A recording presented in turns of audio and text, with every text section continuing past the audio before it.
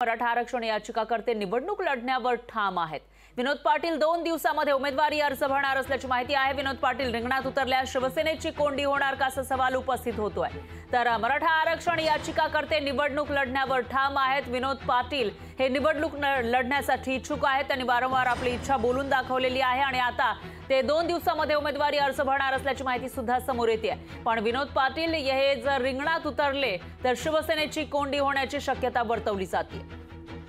राज्याचे मुख्यमंत्री आदरणीय एकनाथ शिंदे साहेब, उपमुख्यमंत्री आदरणीय देवेंद्र फडणवीस साहेब या दोघांची तीव्र इच्छा होती की विनोदला उमेदवारी दिली पाहिजे। परंतु मला कल्पना आहे त्यांच्या पक्षातील 2 आमदार व राज्यसभेचे एक सदस्य यांनी माझ्या उमेदवारीला तीव्र विरोध केला।